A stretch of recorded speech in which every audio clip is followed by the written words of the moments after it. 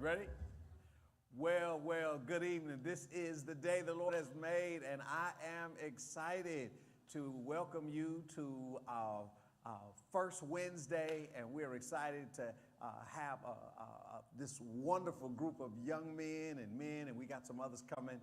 And this is going to be a great evening. Listen, you want to share it, invite some people, because it's about to be good for real. This is Shop Talk, and for those of you who don't know, you're going to know tonight. There are conversations that happen in the barbershop and the beauty shop, and we thought that we would, in the first installment, bring the barbershop talk. And ladies, y'all get ready, because we're going to have beauty shop talk, and y'all will get a different host. But anyway, we're going to have beauty shop talk as well. And as we get ready, I want to share some events with you. We are excited about our Kicks for Kids giveaway. Our goal is to get 500 new pairs of tennis shoes by October 2nd. And you can drop them off here at the campus Thursday between 6:30 and 8 p.m., on Sundays between 10 a.m. and 1 p.m., or you can email your information at info@COZMTZIONCHURCH, and we can get the shoes from you. Or you can donate via our CASHAPP at $COZMTZIONCHURCH, and we want to make sure these shoes are going to bless some young people that are definitely going to be appreciative for your generosity. Also, this coming Sunday, for those of you who have been wondering, we've been on a first and third kind of regimen as it relates to worship, but this Sunday we are officially going to return to in-person every week. And we are looking forward to you being in person, and those of you that are still not ready to be in person, you can do online still as well at 11 a.m. And if you're in the area, new to the area, we want to invite you 75 minutes, and I promise you it'll be energetic, enthusiastic, Christ-exalting worship. Then on the 16th at 7 p.m. will be the redress, the consecration redress for the pastor of this church, Talmadge Thomas, and we're going to have a lot of guests from around the region, Indiana, Michigan, Illinois, and other parts of the country, as we redo the consecration that took place July 12th in New Orleans. But then the 18th, mark your calendar, we're labeling this the Big Baptism. September 18th is the National Back to Church Sunday all over the world. And we thought, what better way to do that than a joint worship, fellowship, and baptism with Pastor Eric Slack and New Creations Ministries, Church of God in Christ. And he's going to be the preacher for that morning. And then we're going to baptize, not in here, but outside. And if you want to be baptized or re-baptized, some of y'all, you know, when you were baptized, you didn't know what you were doing. I want to give you an opportunity to really know what you're doing this time, and you can be re-baptized. All right? So listen, get ready. I am getting ready to introduce our wonderful guests tonight. And they're coming in. I got two guests coming in. I'll wait till they get situated to let them get situated, and then I'll introduce them. But I am excited. You know, I'm really happy about tonight, because we got a great blend. We got a great blend of minds and genius.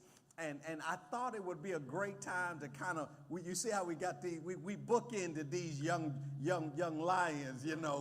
We put the old school on the end, and we bookend the young lions. But listen, I'm excited tonight. Our guest is a great friend of mine, been a friend of mine for a long time. Dr. Carnell Smith, he is the principal of Jessup W. High School. Yeah. He's just a phenomenal man. Would y'all clap your hands for him? I know you're online, and I do want to say that you can send some questions to our number. I believe that's on the screen, and they're going to give them to us toward the end of the time, and we'll be able to answer your questions. We also have Mr. Michael Johnson. He is the director of the Toledo Public Schools Barber Academy. Yeah. Wave at him. Yeah, Mike. So, yeah, there you go. All right. All right, he's got some special guests in the audience, so that he's the only one that's going to get a real loud shout tonight. But nevertheless, also Mr. Joseph Peterson, who is the director of the Scott High School Community Hub. Yeah. Amen. So glad to have him. And Brother Josiah Williamson, who is a City of Toledo Fire and Rescue person. He's also the owner and proprietor of JW Media. Yeah. Look at y'all, make some noise for him. Yeah. Now, I might need a referee tonight because sitting next to him is his blood show enough brother, Jairus Williamson, who is a member of Now Faith Worship Center and the owner and proprietor of Big Man Hauling. Come on, let's make some noise for them. And so here's the big idea. There are conversations that happen in the barbershop. The barbershop for us is a place of wisdom, a place of sharing, and a whole lot of conversations go on in the barbershop that don't go on anywhere else. Yeah. And so I thought I'd let them eavesdrop on conversations, and we would share some men talk tonight. And there's no script. You just can't cuss. Okay? All right, you just can't cuss. And I know, you see, they're about to leave, y'all. Anyway, so who wants to get started? Dr. Smith, I'll let you go first. You got to talk in the microphone. Uh-oh, you got to turn it on. There you go. Push that button on the side. There you go. There you go. How you doing, Pastor? Good, man. Good. Fellas, gentlemen, everybody's all right? Yes, sir. Yes, sir. I don't necessarily have to go first, but I just wanted to get the introduction correct. Not so much my name or Joe Peterson's name, but you said Jessup W. You forgot the Scott. Oh, and this Jessup. Give him a where we at, Joe? We are at the elite learning institution we call Jessup Wakeman Scott High School. Oh! Yeah. Oh! Yeah. Oh! You gotta put some respect on it. Yeah, just a little bit. You know what I mean? Just a little respect. Well, I stand corrected in my own house. This is the Scott you know side. that. It's a Scott thing, It's a ain't it? Scott thing over here. If No. Listen, I all don't of care. this is Scott. Everywhere we go. I don't care if you're at a funeral or whatever. If there's anybody from Scott there, you gonna know it. Yeah. When I came here 22 years ago, I just didn't think, hold it up, I think they'll get you straight.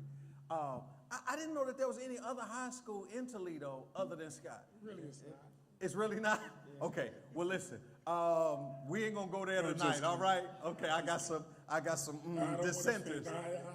Yeah, so I was in the shop and there was a conversation, Dr. Smith, going on and between brothers, and it got heated. And it was, the content of the conversation was about, how would you label it? How would you describe that conversation? You got to talk in the microphone, Doc. So our conversation was about value on things as far as the way we perceive value. Now, my perspective with value, because I'm blue collar, I told the rest of these guys that part of me liking something and having value has to do with price.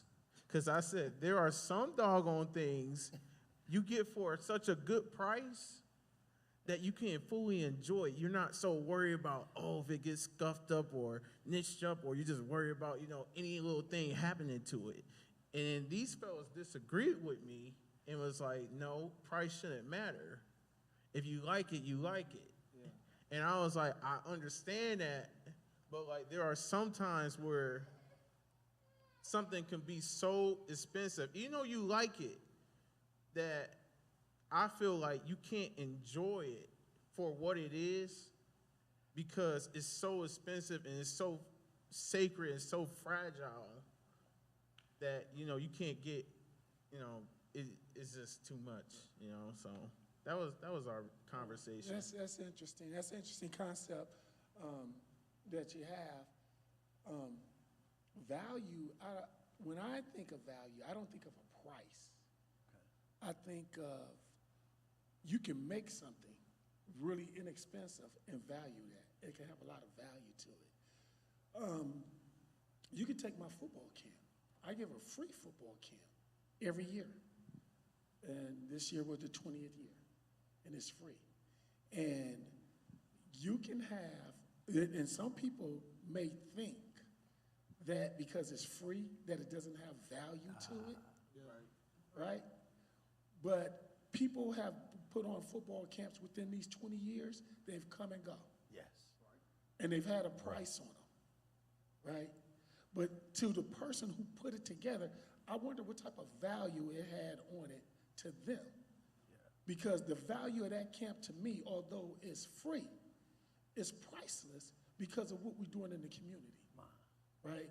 And so those kids who take advantage of a free camp is getting value, experience. So if we were to put a price tag on that camp, we can easily charge $250, $300 easy. And this is not an overnight camp, but it's about what we give. Not so much, and we give T-shirts, bags, bands. We feed them every day.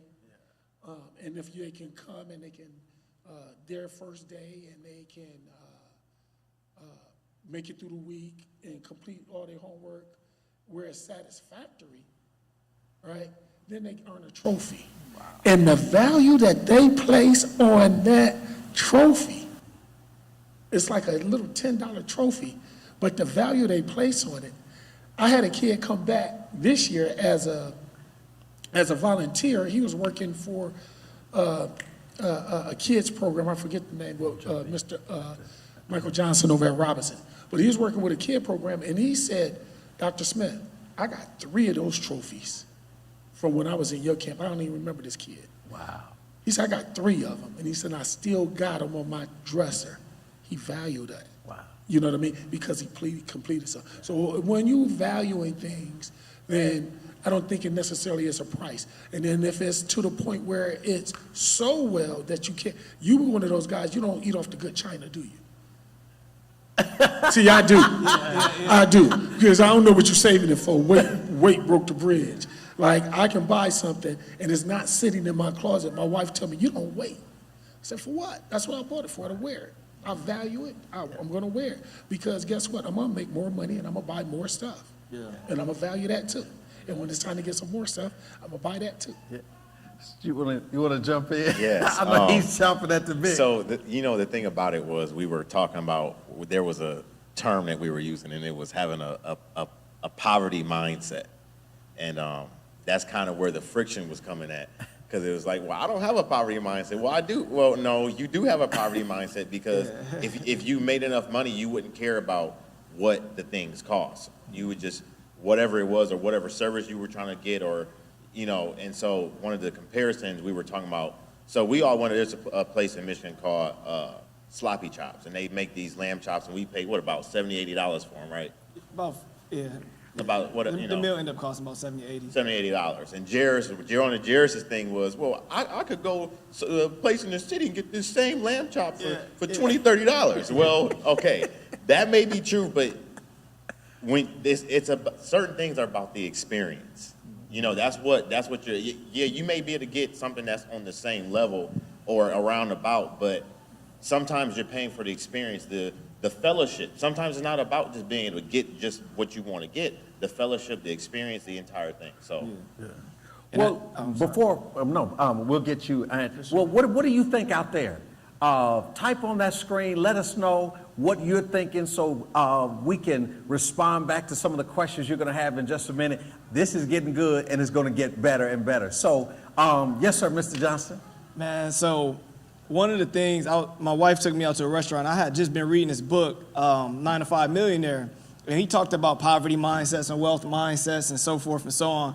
So we went out to this restaurant, and I had blue-collar type of thought patterns when it came to money and buying food. And this guy came out, and he's telling us the menu, and he ends up talking about the steak. So I started talking about all the ingredients and everything they have to offer and all this stuff. And so, my mind said, I wonder how much that costs. So I asked him, I said, hey, how much does it cost? He said, $150.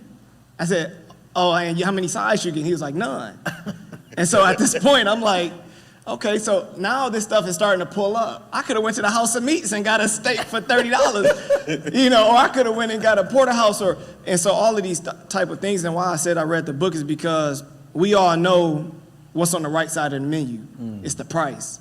And so the concept was living life on the left side of the menu. If you want it and it's within your means, I'm not talking about getting something just because of the fact of the matter that you're trying to show off or anything.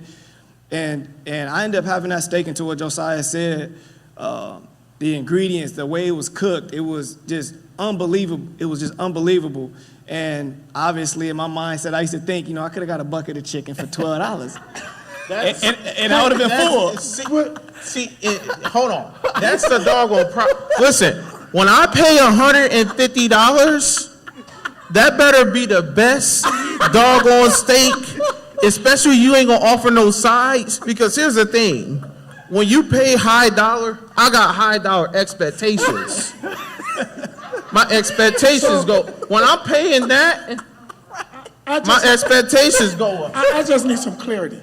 Like, forget my ignorance, but what is a blue collar mindset? Because I like to think, and I'm thinking it's different because when I go to work because I've always been like blue collar, even though I'm white collar type work, but my mindset is like blue collar because and when I say that, I'm always like, I'm going to work, I got my boots, I got my lunch pail, I got my hard hat, I'm about to go get it in. So I'm not thinking that means that. What does a blue collar mindset mean? So blue collar in this context of the book was more or less of those people that work 9 to 5s, and their mentality is quantity over quality. So if I don't know if y'all ever been there, I'm pretty sure y'all have, but I went to Ruth Chris before and spent $30, $40 on a chicken breast. The blue collar mentality is, I don't care what the quality is, I want the bucket of chicken. So that's what more or less of the blue collar, you know, where they talk more or less about 401ks is how you're gonna get to the millions versus, you know, getting out there and investing into different, you know, and diversifying and things like that. So So when I think of value, I think about the amount of work or quality that's in the product in front of you. So having a nice meal that comes with a different set of mindset, because there's things that I value because of the amount of work or the quality of the product that's in front of me. Now, if you're talking like my time, that's invaluable to me. You know, because we all got a limited amount of minutes. You know, here. So, you know what, I might be able to spend money on $150 steak just because, you know what, I might have it, but then again, it's about the experience I'm gonna have. And then we also get to set our own value on things. That's somebody's restaurant to where they said, this steak gonna be $150, even though it's $20 down the street at Outback. You know, before, you know, Picasso was a person, a big name, you know, this guy who just paints, draws. But he was able to put value behind his name because of the amount of work that went into what he did and then the quality behind it. So value is something that each individual can set for themselves, because Ruth Chris can say $35 for this chicken breast, to where KFC said it and say you get $12 for the bucket. Well, okay, and I'll make this live. I was in Philadelphia recently, and I went to this place. Now, you know, if you go to Philadelphia, what are you gonna eat? Cheesesteak. So you can go to the corner and get a $6 or $7 cheesesteak. But where I was, the ladies, it was $22. They also have a restaurant in Philadelphia where the cheesesteak is $100. So I'm thinking, okay, now I'm in Philadelphia. I really want this cheesesteak. And because it's what I wanted, I just said, give it to me. I didn't look, I wasn't concerned about the price, and I wasn't trying to be big. It was just the fact that I didn't want to leave Philadelphia without having a cheesesteak. Now, had I thought, well, I'm not paying, what kind is this, Wagyu steak? What kind of Wagyu meat or whatever? And it said that in the description. So I expected it to be a good quality, and it was good. So does price always equate to value? Amount? Just because of an item is a high ticket item, does that mean that it is valuable. Depends on the individual. I think it depends on the individual. What is valuable to you? You know, if I'm out shopping and I see something, I call it, I got to have mode. If I got to have it, I don't care what it costs. He If said, I got to have mode. Did y'all get that? Yeah, if I'm in that mode, I'm not even thinking about a price. I look at it, I know I got it, I'm gonna get it. I love it. I love it. I mean, that's y'all got that in the audience. I see. How many of y'all got the I got to have mode? Y'all are Those are women shoppers. They stay Those are in women that mode. shoppers. They stay in that mode. Uh-oh. Wait to the beauty shop. Wait till the Okay. beauty shop. So, okay, drive it. What? You done? No, I think when people have the opportunity to set value for themselves. Now, I could sit here and I could get a mason jar, put a top on it, and say, hey, I got fresh air that I'm selling, $100 per mason jar. And if I get people who like, oh, Joe Peterson, he got the best air in the city, you know, and they willing to pay the $100, then I've set that value. Now, if people value that enough, they gonna buy it. And some people gonna say, it's air in the mason jar. It's the same air that everybody else has access to. Now, they're like, I can breathe that same air for free. Or some people just want to spend the $100 because they got to get it. And if they got to get it, then I have to sell it to them. $100 per mason jar. And I think the issue for me that I look at that, most of the time we don't experience the higher dollar items before we knock them. So like, let's just say for an instance, Joe Peterson is selling $100 air in a mason jar, and it is the best air. The skepticism usually in our community is that as soon as it gets a higher dollar item, that our skepticism and everything, we start to try and find the substitute of what that item might be. Yeah, okay, go ahead. No, run it, 'cause I'm ready to argue. I'm ready to argue. No, I see you out there. Okay. I'll put it like this. If somebody said right now that Gucci had a white t-shirt for $100, do you think that people are going to be like, let me check the material? Or they're going to say, I can go right to the corner store and get one for $5? It depends if Kanye West is selling it. And that stuff, it look like a t-shirt, but it's $400. Yeah. So some people place value on that. Now, I don't. Right. You know what I mean? And a lot in the black community place a lot of value on those high-priced things, whether they're real or they're a knockoff.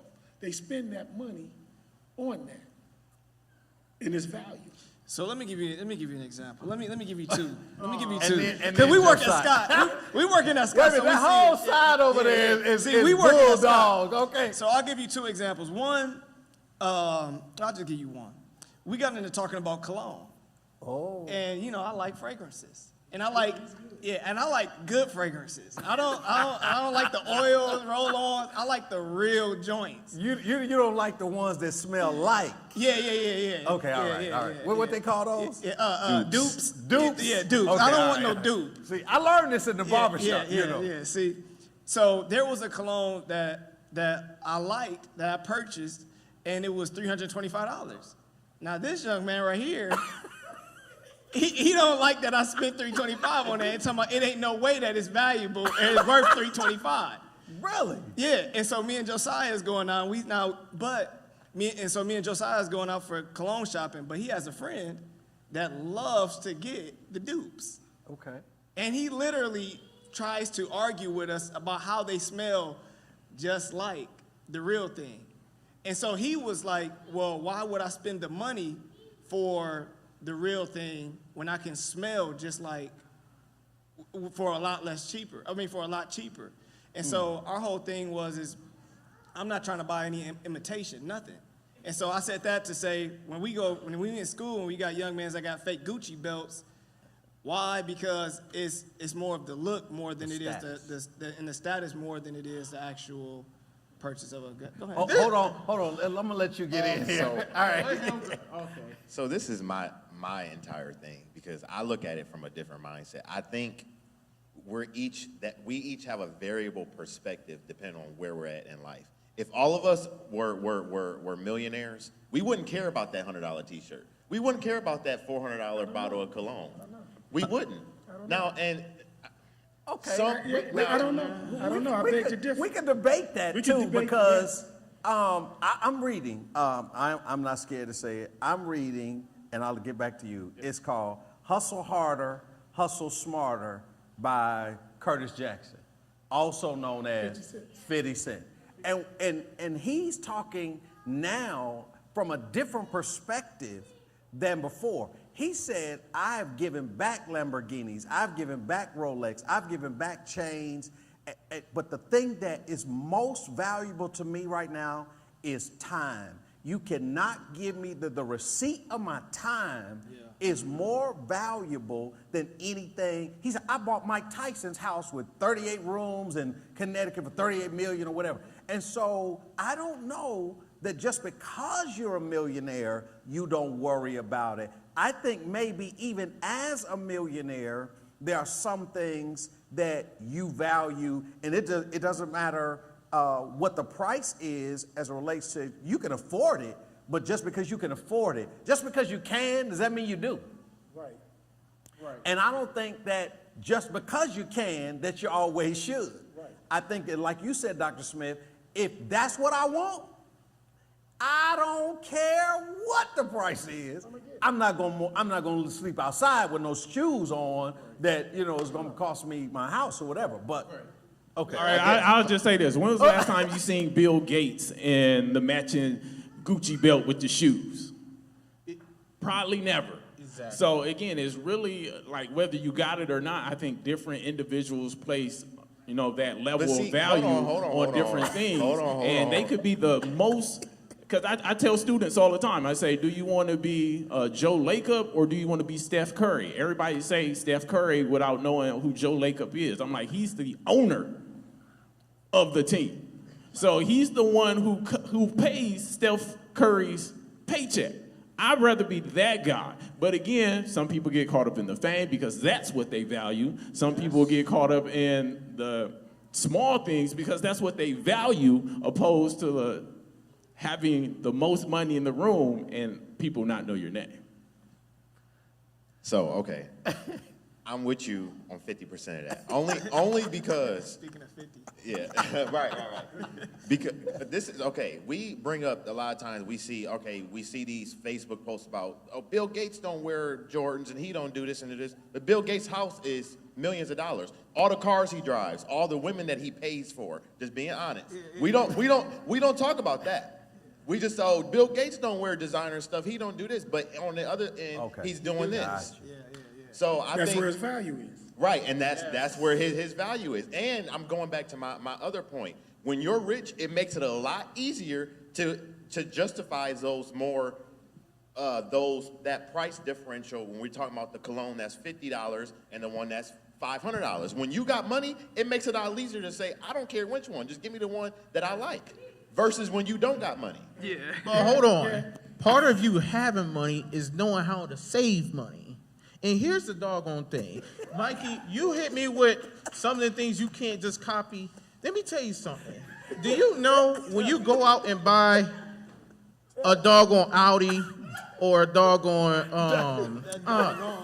Lamborghini Urus, underneath it is a Volkswagen. That's where it comes from. It's a Volkswagen. It's a Volkswagen Touareg.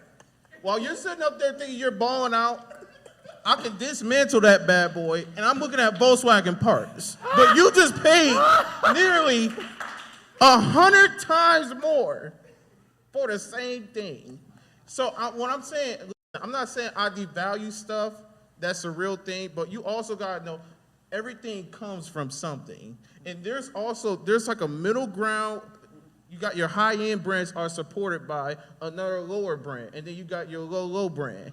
I like that middle brand because I'm getting the quality, but I'm not paying the outrageous prices. So I have a question, and it's for everyone, but mainly for you, Pastor. So you can start us. So, is there a correlation? Because we've been talking about this week. Is there a correlation between excellence and values? Is there a correlation between excellence and value? Yeah. I believe so. That wasn't the answer you wanted. Uh, Press it. well, explain. This is my show. Oh, my bad. I was wondering why you had the microphone. I thought Williams all had the microphone. So maybe let me say it this way. When you say, is there a correlation between excellence and values? Drive that a little bit more, and then maybe I can. Well, what I'm saying is, does value drive your excellence in your life? The values do you have? Okay. Does that, drive the excellence, the things that you do to be excellence? We was having this conversation yesterday about excellence and why we want excellence at Scott High School. Okay. And it's funny because I didn't know you guys were going to be talking about values, but we were talking about we want those excellence because that's what we value. Yeah. At Scott High School. You value excellence. We value excellence. Yes. Gotcha. And so what excellence looks like to me may not be the same to another person, just like these values. Right. So I was just wondering, if you had any examples. I do, because for instance, we used to post it, I will not offer to God that which costs me nothing. And we would say this is excellence in motion, meaning not just in this room, but from the parking lot. So everything we aim to do, and it's a work in progress, particularly with any organization, excellence is the goal. And so we're driving toward that in everything that we do, even our correspondence. I believe the difference between excellence and mediocrity is in the details.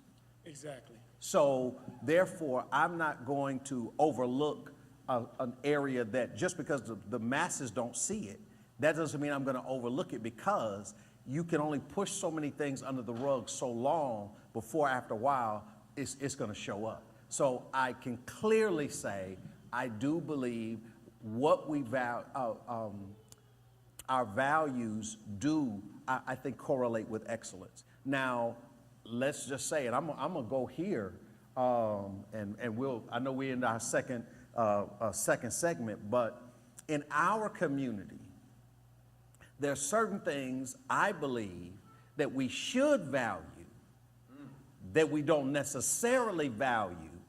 And I'll throw this out, and we can talk about this.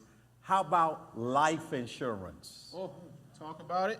Because to me, I think it's a sin if you walking around, whether you went to Ruth Chris or whether you went to the chicken house, for you to look like a millionaire. You got 5 millionaires on, and do not take the time to invest in a life insurance policy. And then, this is my show, so I can just say it. And then we got to have a GoFundMe thing for your loved one when they pass. I think that I think that looks at values, what we value. Because a lot of people, and you've heard it and seen it. Well, when I'm gone, I'll leave the bills to them. Who is them? Yeah. I don't want to be one of them. So therefore, as a family, we were taught to value life insurance. Right. So I hope I answered your question. It didn't go all the way around. Yes, you did. Okay. What about? Well,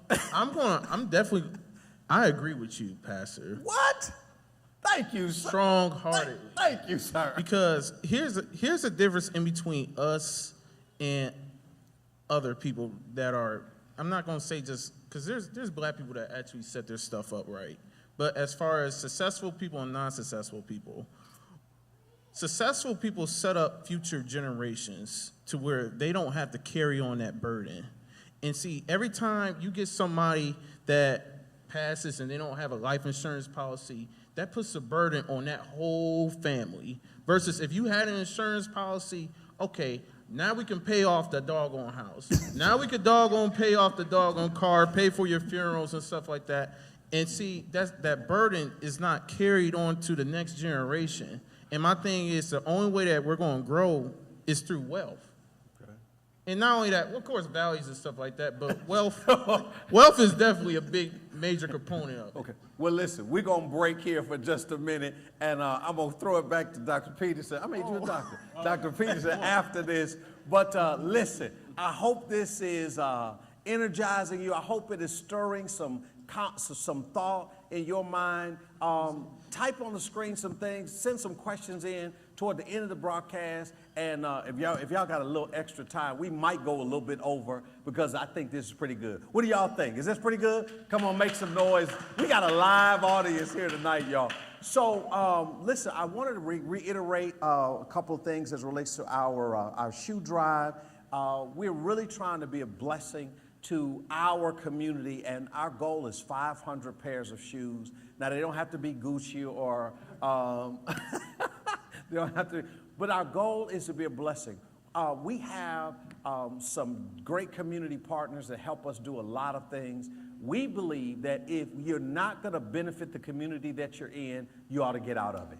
Amen. And so our goal here is to make sure that we are taking care of their three primary schools that we partner with, and whatever Dr. Smith needs, he knows that he can say, hey, Pastor Thomas, I need you to do this. But we really want you to help us to reach this goal of 500 pairs of shoes by October 2nd. I know that's not a long time, but I believe we can do what we put our minds to doing. Amen? Come on, put your hands together. All right. Yes, sir, Dr. Peterson. So we've talked about a whole lot of stuff, from food to shoes to life insurance, and jump in. So I'll kind of touch on what Dr. Smith was saying about, values and excellence. I might tie it all together. So I really believe that your value does drive your excellence, because one thing I always say to people is, the outfit doesn't make the person makes the outfit. So I could have on something, and I bought every single item from Walmart. And you know what? I'm gonna make that look good. Yeah. So I don't necessarily have to put high value on things that are high price, because the person who's wearing it is of high value. So it really doesn't matter about the cost. So if you got it from Jacques Penney or Target, it doesn't matter. It's what matters, you're saying, is who has it on. As long as they're a high value person, then it's going to be a high value outfit. So, and again, if you are an individual who values high priced things, then everything else needs to be in order. So as a father, I have 3 kids, and I tell them all the time, my job as your father is to put you on my shoulders so that you can see further than what I've seen. Yeah. It's not to have you see what I see and be in competition with you. Yeah. It's to get you further. Yeah. So everything that I do is to elevate you, because again, that is what I value. Yeah. So again, me burdening you with my untimely passing would be unfortunate. So again, it's necessary that I have life insurance, and before I spend money on shoes or things that I don't need. I think my insurance policy is less than $20 a month. Wow. I blow that on candy. So it's necessary to put your affairs in order so that the things that you truly value are taken care of. That was a sermon. Okay, right there. I got a question from the audience that was sent in. What does God's example indicate we should value? That's the question. What does God's example indicate we should value?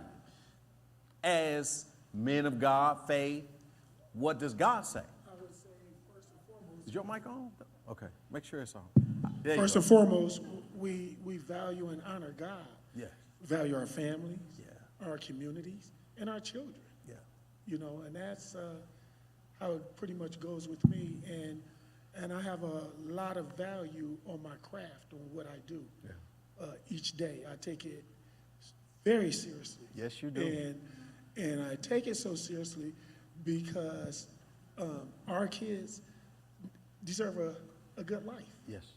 And they can get that through graduating and stuff. So I don't want to get too much in that. But No, I just look at it, my value is first being a man of God myself, my family, and my community of what we do. Y'all make some noise for my friend, Dr. Henry. And I want to say this right here is phenomenal. To see each of these men of God, men successful in one's place at the same time. Y'all, come on, make some noise for that. I second what Dr. Smith said. I definitely believe that our relationship with him should be valued, and in his people. I believe that God created each of us with something so special, with his image, that I think is to be respected from one to another. And I think that when we do that, I think those things, that type of heart posture works into our community, into our families, into our church homes, to our jobs. And it's something that is able to be exemplified so that our generations and our kids can see that, and then they can pick up the value systems not only by what we say, but what we did. All right. All right. So those are all great answers. I want to bring it back to a more earthly and carnal level. Because, obviously I believe we're all Christians and we're all men of God. One thing I think that I think Bishop was getting at, and I think he was trying to spark, and I'll be the person to do that. Past all the values, us having our family and having a strong relationship with God, praying, Bible, that whole piece, does that make us less people because we want nice things? Does that make us, what is the measuring stick for greed and gluttony for those things where it becomes a sin and it's just versus us, I just want nice things? What is that measuring stick? What's the line of this versus that? And I guess that comes to the individual. That would definitely probably, what do you think, Pastor? I think it comes to the individual. I'm sorry. They want to. No, you're good. They want to see them argue. Don't play no sense to the audience. No, I know how to get that going. Go ahead. No, but I think there is a way to want nice things without being excessive, without becoming gluttonous. I know when I need to shed. That means get rid of things. When I haven't worn it in a certain period of time. And to me, nobody's got to tell me. I tell me, because there's a compass in here that says, now you know what? This is gluttonous. This is a doggone. Can I use your word? This is Doggone shame. doggone. This is a doggone shame.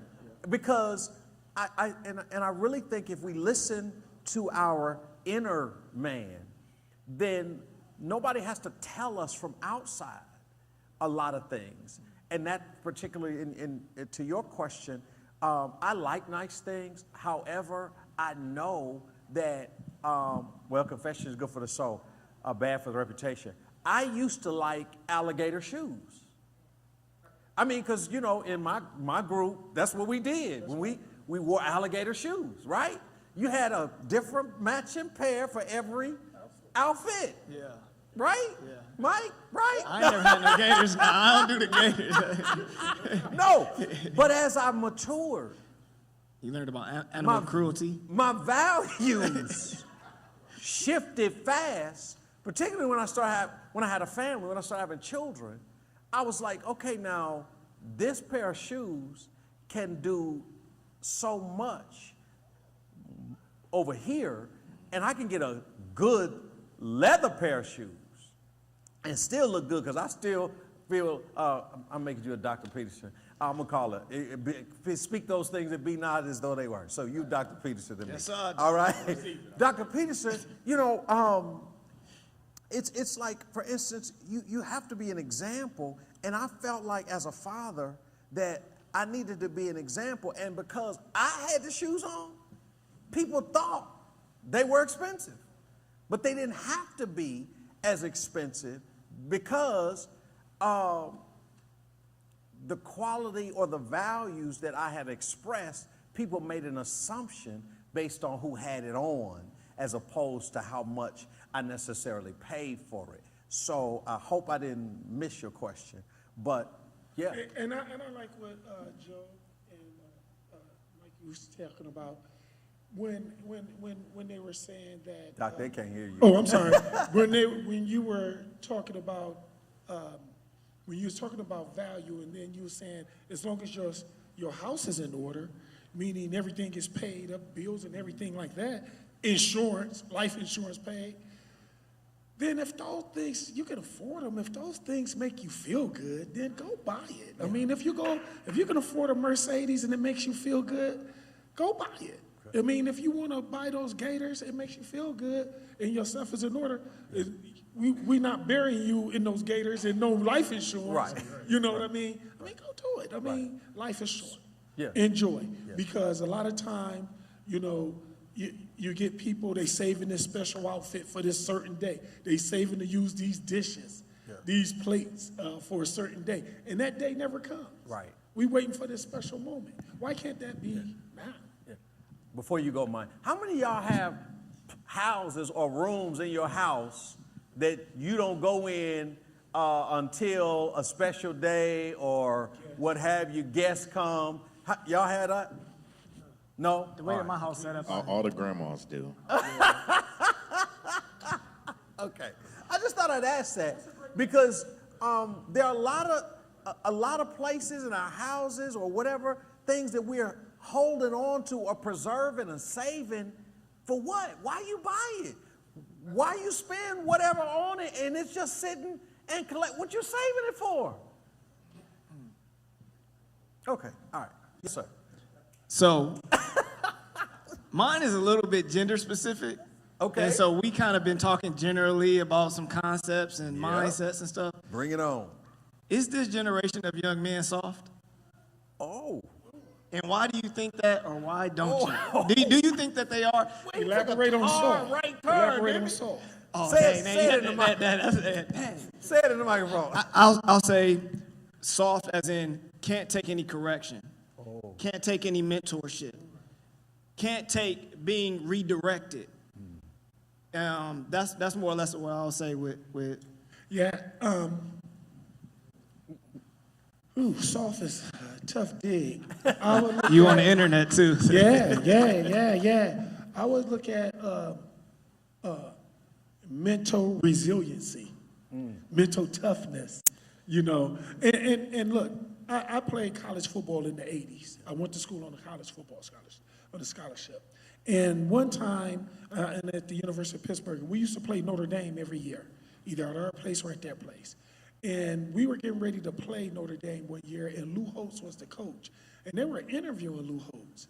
And they asked Lou Holtz, what's the difference between players today? And this was in the 80s. He said, what's the difference between college football players today and 20 years ago? And he said, oh, well, that's easy. He said, the players today are bigger, stronger, faster, smarter, but softer. Ooh. So that one deal knocked out all of those strengths. Yeah. Because if you're mentally tough, right, that'll carry your physicality toughness. And also, if you're mentally tough, it'll carry you through tough times, tough moments. Whether it's at work, family, whatever type of adversity you may be facing. Instead, what we're working with our kids at Scott High School, and they can attest to this, is that we're talking about confidence. We talk about confidence every day. We had class meetings today. We talked about confidence, right? And our kids are brilliant. And what we're seeing a lot with a lot of the younger generation is the confidence, and it's afraid to try. It's that afraid of failure. Okay. And I'm like, failure is good. They looking at me like I'm crazy. No, you're getting somewhere. That's a fact. You know, we were talking about that the other night, you know. And so it's a good thing. And so what we're trying to do is trying to sort of speak, like to get the kids to leave the porch, so to speak, and take some chances. Wow. Some good calculated chances.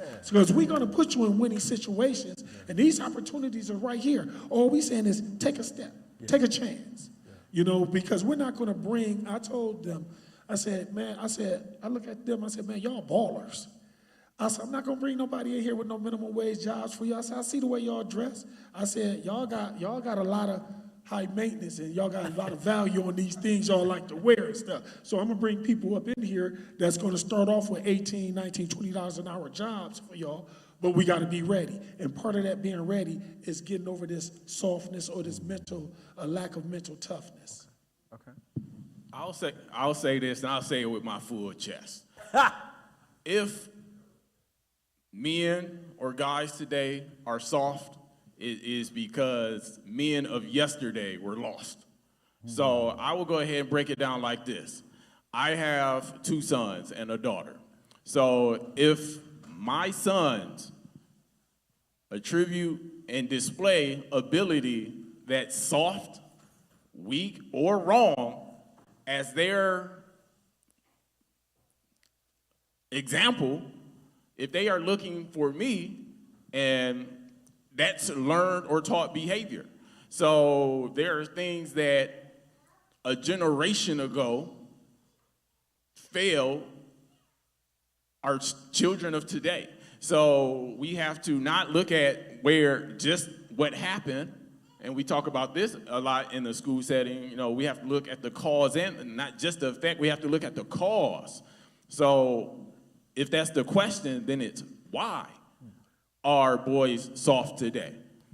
Well, I heard, there's this conversation going back and forth from this sermon are who's making them soft, if they're soft. Are women, females making them, don't y'all throw it up here at me. Don't get canceled. Right, right. But that was a gist.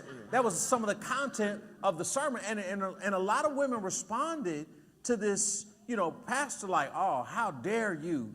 But that was, I think, is in line with what you're saying. Yeah. The question is, are they soft or is it? I'll kind of touch on that from one of our good friends, especially a good supporter of Scott High School, Chris Scott. He comes in and he teaches a lesson to the students, and it's really about, like the values and the certain amount of input that you have. He says that you get 50% of your life lessons from your mother, and you're supposed to get 50% of your life lessons from your father. So I don't see how it's feasible to blame women for making women soft. So, women, in large quantity are sort of like your nurturers. They tend to be. So if you get all nurture and you don't get the life lessons, that's not the fault of the woman. That's the fault of the side that did not present the side that they were supposed to get. So well, y'all clapping now. Y'all ain't said nothing all night. No. So it is not the fault of one person. It is really because my parents used to say it takes 2 to tango. Yeah. So then again, it is really about that information that you're getting on both sides or the lack of information that you're getting from one side or the other. Lord, is anybody monitoring this chat? Lord, what's going on? Yeah, it sounded like there was some response coming over here. I've been real indecisive whether or not I wanted to say what I wanted to say because of, and the mental health professionals in the room we're going to have that next time. Part 2? Part 2. Okay. So the question was, are men today soft, right? Mm-hmm. Are young men, is it just men or young men? Or are we as all as a culture today soft? The upcoming generations, the sort of younger men. So what defines soft? That's what we said. What characteristics would we look at that make somebody that we could say, okay, that's soft, that's soft? Being afraid to fail. I called it a lack of mental resilience. Mental resiliency, a lack of confidence, and what equates to, being soft. You don't really take a chance. I guess that's what a lot of people call soft. I don't use it. Soft. I use Other term. Yeah. But I think Mr. Johnson was saying, though, But I understand what can't he's- stand criticism, can't correction. can't Exactly. stand correction. Run and away what from have you. adversity, first chance. Yeah. Scared to talk to girls. You know, No, because we were just, and I didn't mean to cut you off, but we were, just today, I was just telling the kids, we're gonna talk to you, and we're gonna give you information, but we're not gonna tell you everything you wanna hear. We're gonna tell you what you need to hear. And you may not like it the way what we're saying, but we gotta say it because we love you, and if we don't say it, we set you up for failure. Yeah. So, you know, I think the times are different, and I think what makes, so there's, this is, and I want you all to chime in on this, because I just had an argument last night with somebody, and we were talking about suicide and all this other stuff, and my stance on it up front was that I could not see the point of why there are more suicides now than there were back inside the 60s, and life was harder inside the 60s. that's what the data show, that there's more suicides now. There's more. Does the data show that? Yes, the data. There's more. I guess there's more recorded. I More guess. suicides, and when you say that, is that more suicides in the black community? Or just more suicide in general? Because I'm talking about. So black I'm gonna say I don't know because I I'm don't talking want to about black spew. people. I don't want to spew out something. Oh, that okay, I'ma so, say I don't you know, I'm a researcher, so Right, I right. need to hear that, so, but I hear what you're saying. So I guess Continue. on the surface, I guess for me, with the argument we were having was life was harder back then for, let's say us as the African American race. You know, dealing with racism, dealing with all those things, and we were, for one, stronger spiritually. Like, church culture was a thing. You were looked at as an eyeball if you didn't go to church. Like, I remember stories of my grandparents, you know, they would go to school Monday, and the talk was, how was church? Nowadays, that doesn't happen. So the culture back then was a little bit different, but I think that's where, and obviously, going on with Mr. Peters, is it? Peterson. Mr. Peterson, I think that gap, the gap did happen because the lack of fathers inside the home. I think that is a thing. And it's this, and the research, the data will show, in the 60s, there were more two-family households. 100%. Okay, there were more two-family households, so there were stronger families. And a lot of mothers weren't working, so a lot of moms were stay-at-home wives, taking care of kids, taking care of the house and stuff like that. I mean, so we gotta just look at it, we gotta be for real, and we gotta look at the history of this country, right? I mean, for, what is that, 1615 or whatever, all the way up to 1865, we had slavery, all right?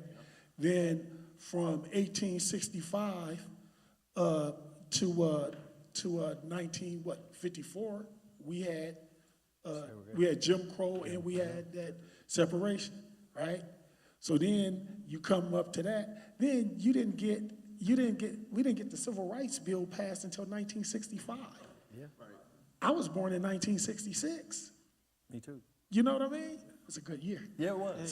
So what I'm saying is, and so now you look at the things that has occurred, then you come into the 70s, and you have people who tried to protect these things, the Black Panthers, and stuff like that.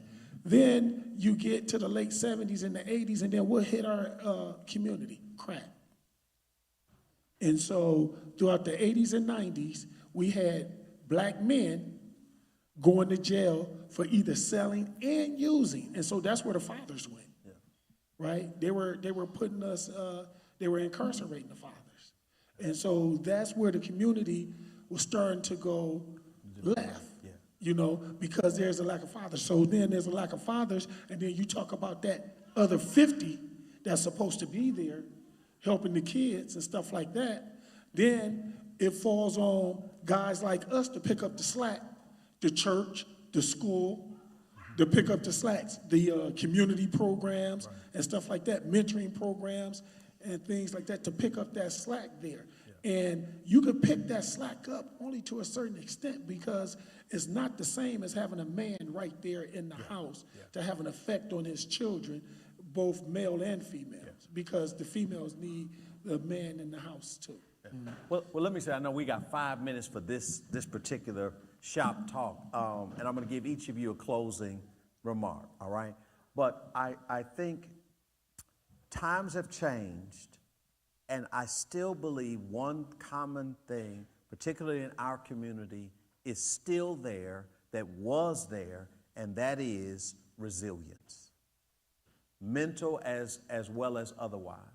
Because I can say this without fear of contradiction. I can look at that camera and say, what you're seeing here in each one of these men's lives, I'm sure there have been opportunities and times when they could have, should have, and would have given up and thrown in the towel, but because of resilience and some other push, whether it be outside or inside, you are here today.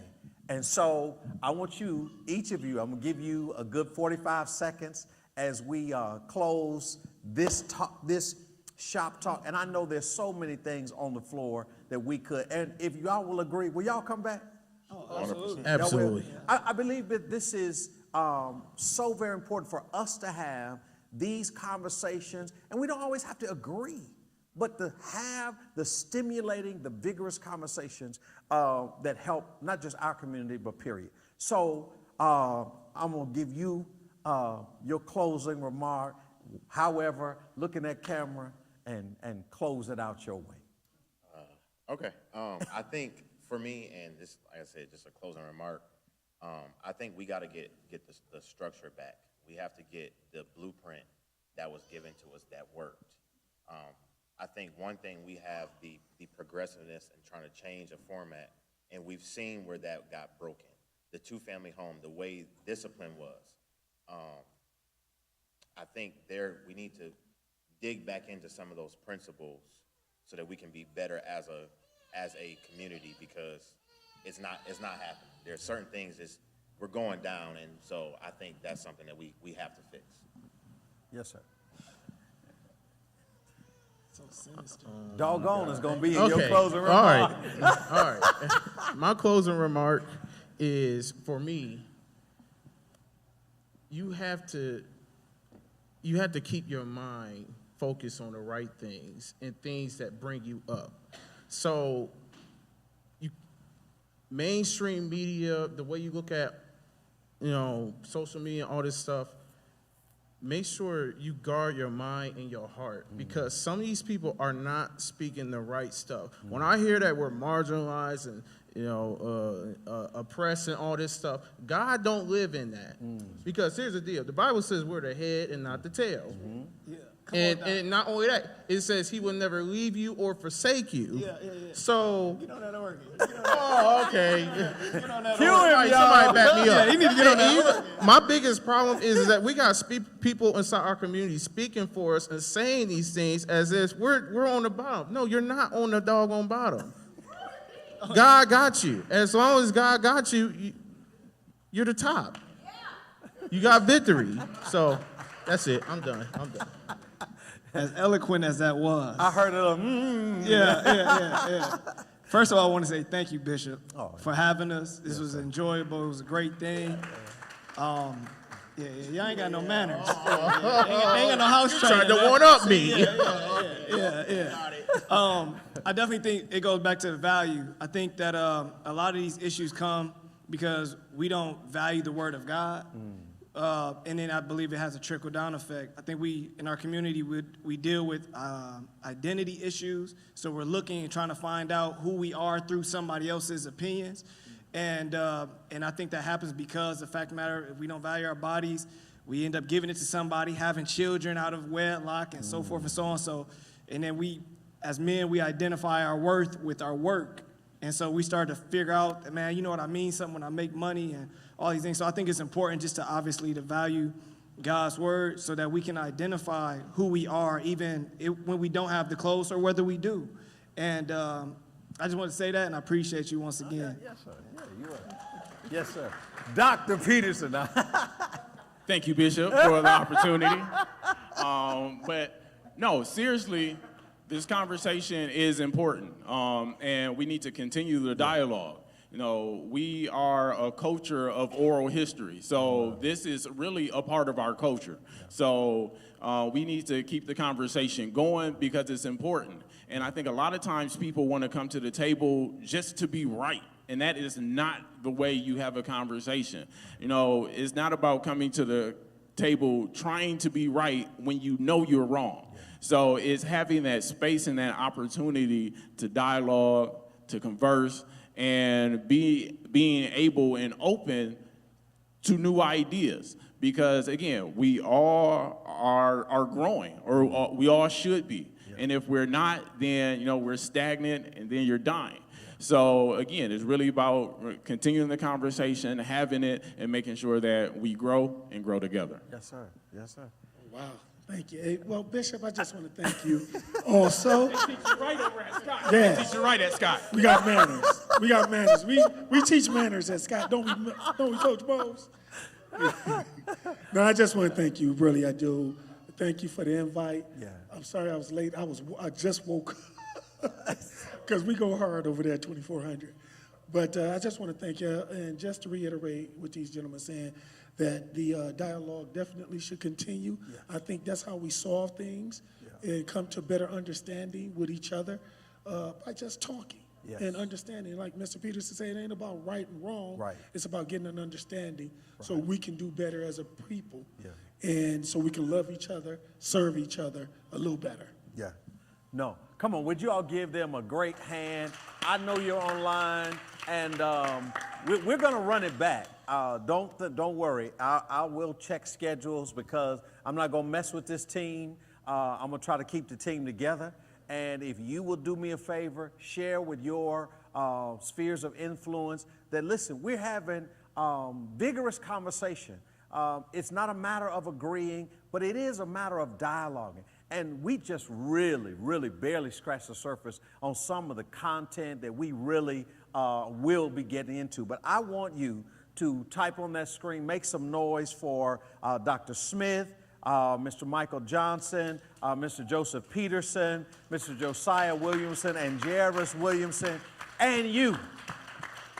Because it would not be whatever it is and is going to be without you. So listen, let us know what you thought. Share with us some upcoming ideas you think we could talk about, and I'm going to be talking with them about their schedule, and we're going to try to get it done next month. This is our first Wednesday in September, and listen, I have been excited to be able to just share this. Thank you, team up there. Thank you, everybody. Thank you, panel. And listen, may the Lord bless you. May the Lord keep you. May the Lord make his face to smile and shine upon you and be gracious unto you. May the Lord lift the light of his countenance upon you and grant you his peace. May he bless you in your labor and in your leisure, in your laughter and in your tears, until that day when we shall meet at the feet of Jesus, where there will be no sunrise or sunset. God bless you. Have an amazing evening.